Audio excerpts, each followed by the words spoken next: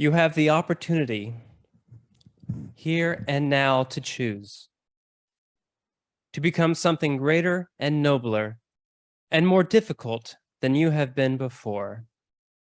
The universe does not offer such chances often.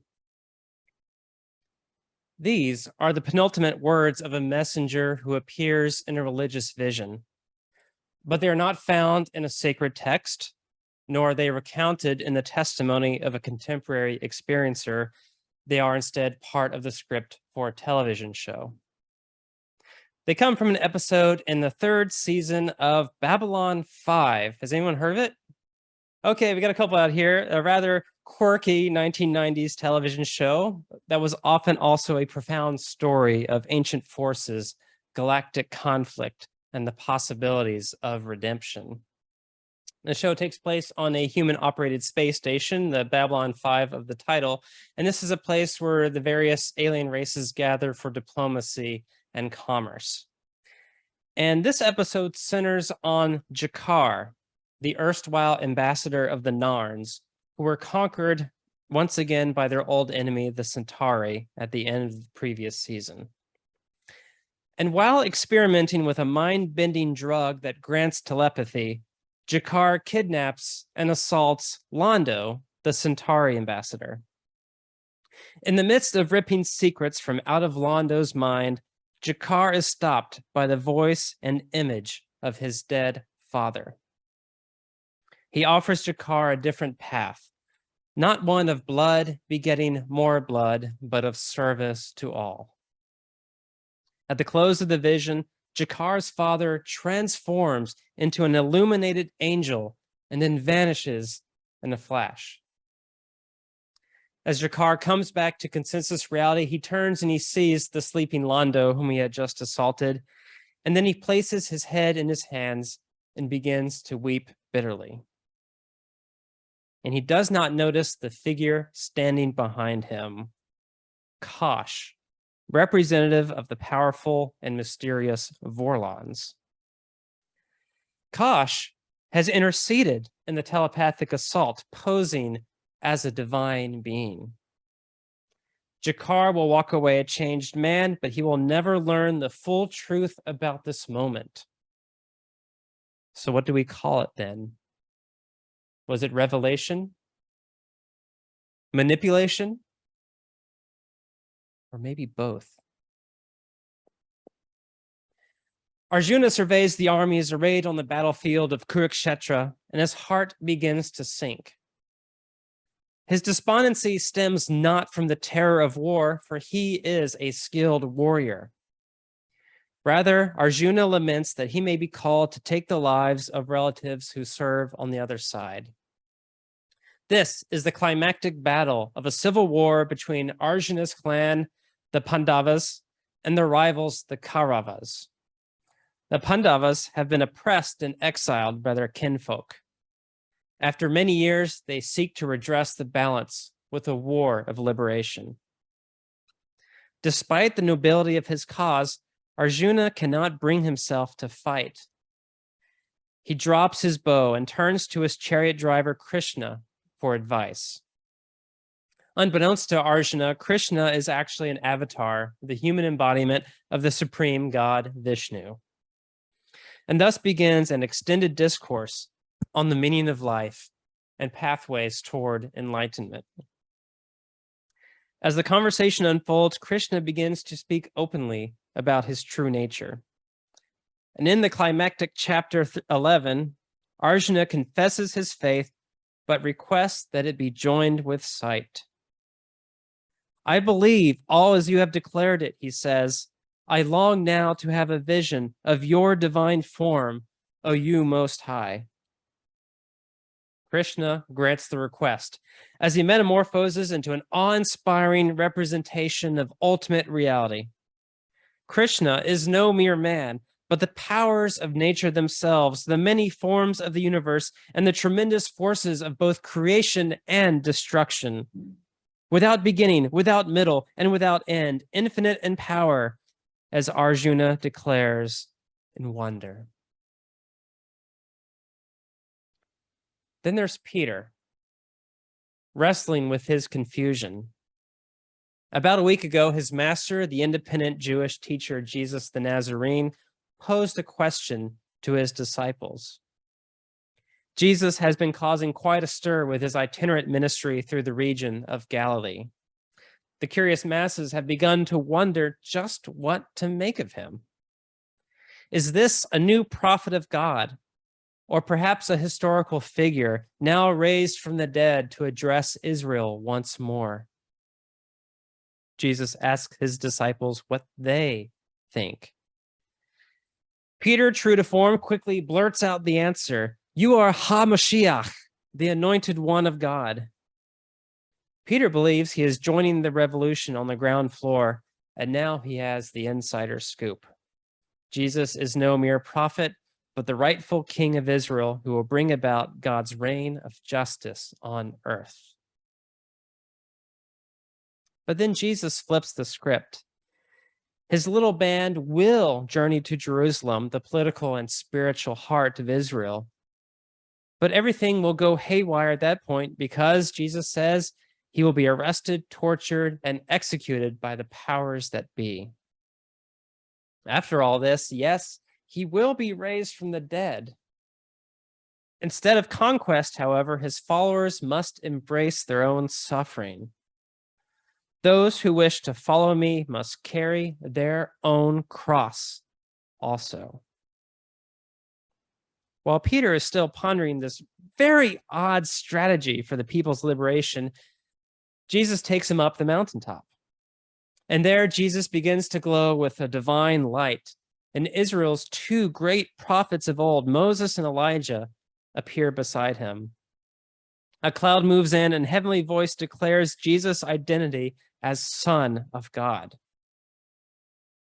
And then suddenly, it all disappears, leaving Jesus and his three closest disciples as they were. Peter and his companions are so dumbfounded, they don't know how they can tell anyone what just happened. Have you ever had a spiritual experience? Well, if I had to go by demographic research, the odds are at about a coin flip, if not better.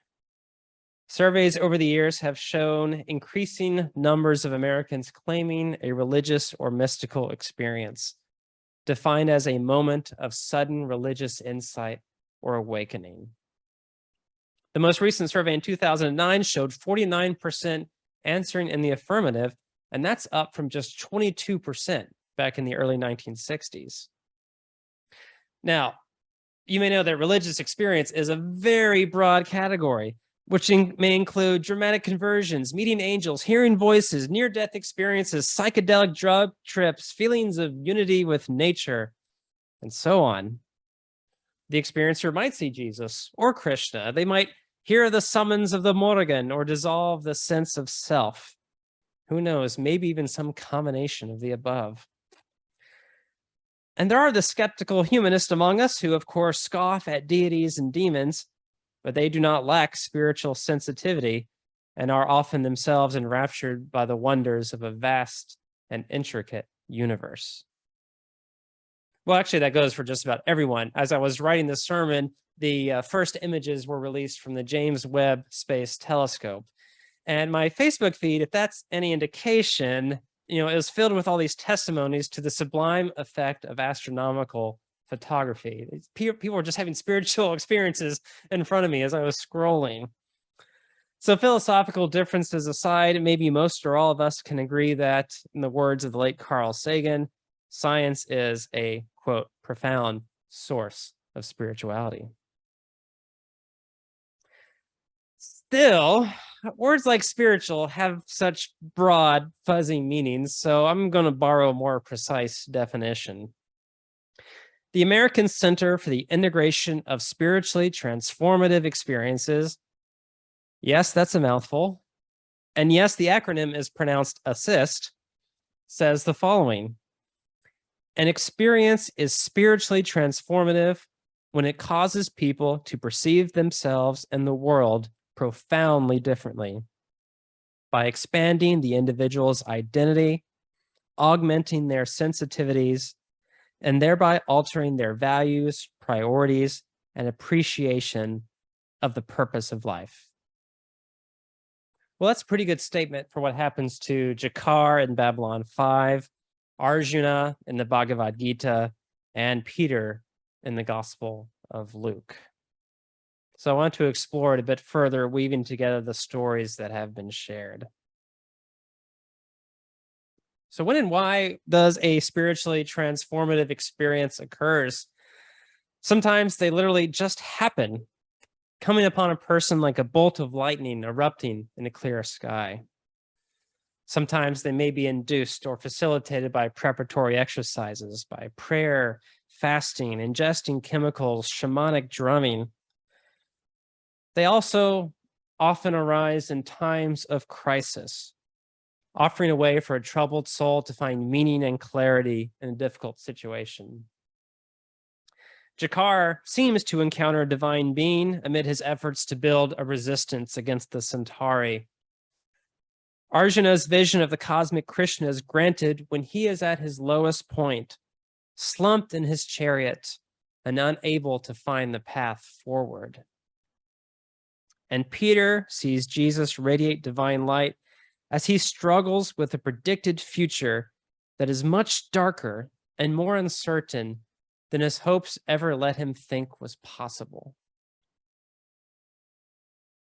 A spiritual experience, as the definition says, also opens us up to a sense of reality that feels deeper, richer, and clearer than before.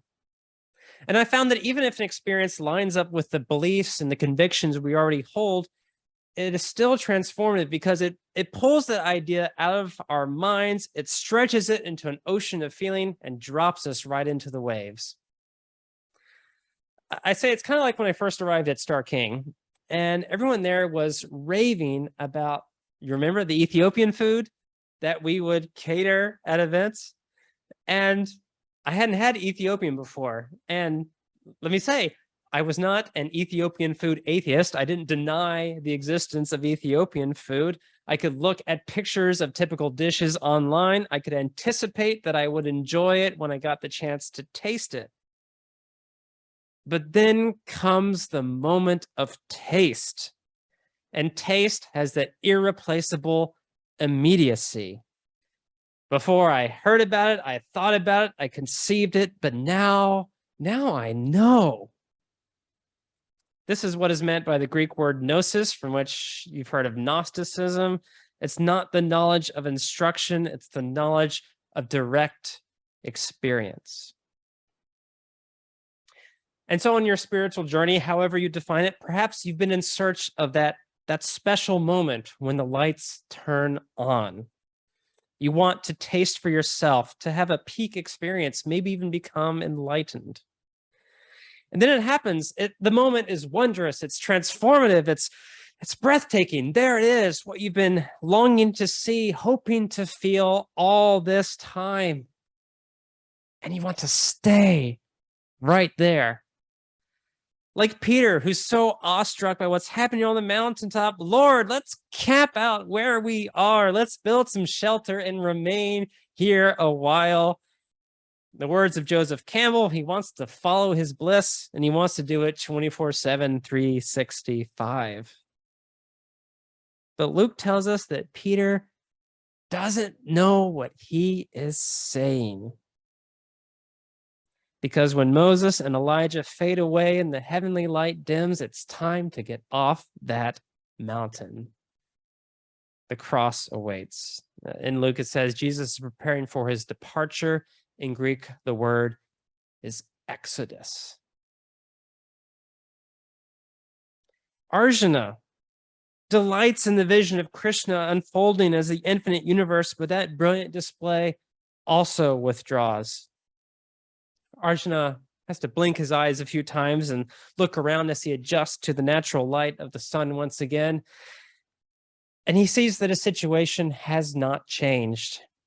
He still sits on the middle of the battlefield with the carnage about to begin. My most significant spiritual experience occurred when I was 15 years old. I was a all too earnest Southern Baptist kid, attending summer camp with my church youth group. It was the Wednesday evening worship service. As the camp pastor was preaching, I felt this sudden conviction bubbling up in my consciousness. You see him up there? That's what you're supposed to do. I really stopped listening to the sermon. This is about midway through it, as I wrestled with this thought that kept growing in intensity and mental volume. When the music played and the campers were invited to respond to the message in prayer, there was no longer any doubt. I stepped out of my row, motioned for my youth minister to join me, and led him out of the auditorium. Amidst downfalls of tears and a very physical feeling of a fire raging in my chest, I told him that I was called. Well, the next year at camp, I desperately tried to climb back up the mountain, hoping for Jesus to grant me a display of transcendent radiance.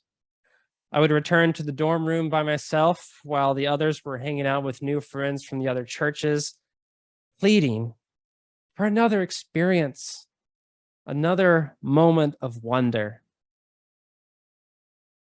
But no such grace was given me, and nothing since has quite compared to the experience that first summer. You know, after the lights turn on, one thing that doesn't change is time. The next day comes, and the day after that, and you have to figure out how to integrate that experience with the banalities of life that follow. What did the Buddhists say? After enlightenment comes the laundry, or chop wood, carry water. You got to carry on with the daily exercises. According to transpersonal psychologists, a spiritual experience can precipitate what's called a spiritual emergency, or a profoundly difficult period of transformation that can feel like a mental health breakdown. For others, the situation is not so fraught, but one aspect of integration is the emergence of questions and the search for explanations. After all, many of us prefer life to be neat and tidy. We want it wrapped up and topped off with a big, pretty bow and an adjoining tag that says rationally analyzed. I'm one of them, okay? That quest for explanation invites all sorts of interesting discussions, and I would surely enjoy with some of you over a glass of a good Belgian beer. A good Napa Valley Cabernet. Questions like, did the transfiguration really happen? What really happens when another says he awoke to the non-dual reality that all is one? For Jakar in Babylon 5, was his transformative experience really just a case of fraud and therefore invalid? In the liturgical calendar for Western Christianity, yesterday was the Feast of the Transfiguration. And so it is quite common for Christian ministers to preach on the story of the Transfiguration the following Sunday, as we have shared as part of our time.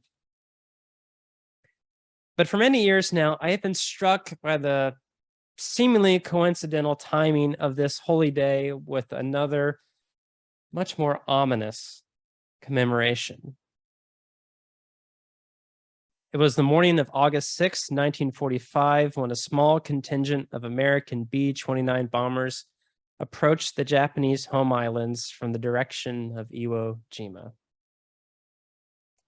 At 8:15 local time, a single device was released by one of the planes. The target below, the city of Hiroshima, with an approximate population of 300,000. At 1,900 feet above ground level, the device exploded with a force of 16 kilotons of TNT. There was a brilliant cosmic light that burst forth that day as the primal elements of the universe ripped themselves apart in a fission reaction. This unholy radiance signaled the beginning of a shockwave and a firestorm that would take the lives of some 80,000 people in one day.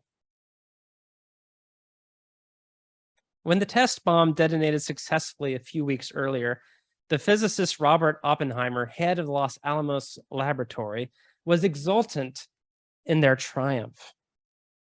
But over time, a dawning recognition of the horrors he had unleashed left him with a profound feeling of ambivalence. In his later years, he advocated against the development of the hydrogen bomb and pleaded for a world peace that would make nuclear weapons irrelevant.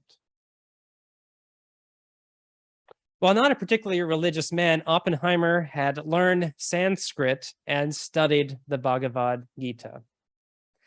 And so it was that years later, when he recalled that first brilliant flash in the New Mexico desert, he somberly conveyed its significance in a verse from the very chapter of the Gita we read today. In the words of Krishna, "Now I am become death, the destroyer of worlds." And so I ask, could it be that even a nuclear explosion is a spiritual experience? I return to that definition from Assist. A spiritually transformative experience alters values, priorities, and appreciation of the purpose of life. For Oppenheimer and the other scientists who worked on the Manhattan Project and then saw the mushroom cloud expand in the sky, this was a profound revelation. After all, chalkboard formulas are one thing, but desert sand turning into glass, that's another thing entirely. One scientist at the test site said it felt like God had made an appearance, but another invoked the divine to express his horror. My God, we're going to drop that on a city? As far as we can tell, the bomb was no sign from heaven or mystical vision, but it might as well have been, because from 1945 through today, it demonstrates the incredible power and the incredible danger of human ingenuity. In the absence of metaphysical consensus, which I know you do not find inside a Unitarian Universalist church, let alone outside of it, the true test of a spiritual experience is not its source, but the path it sets us on. These transformative moments are not the end of the journey, but a fork in the road. It's fascinating to me that both in the Bhagavad Gita and in the Gospel of Luke, these experiences come in the middle of the story. Arjuna turns from despair to fearlessness in the pursuit of justice for his clan. Peter, although it takes some time for things to sink in, you may have heard how dense the disciples often are in the Gospels, he is similarly emboldened to proclaim a message of God's universal embrace. Jakar abandons the pursuit of revenge and calls his people to higher commitments.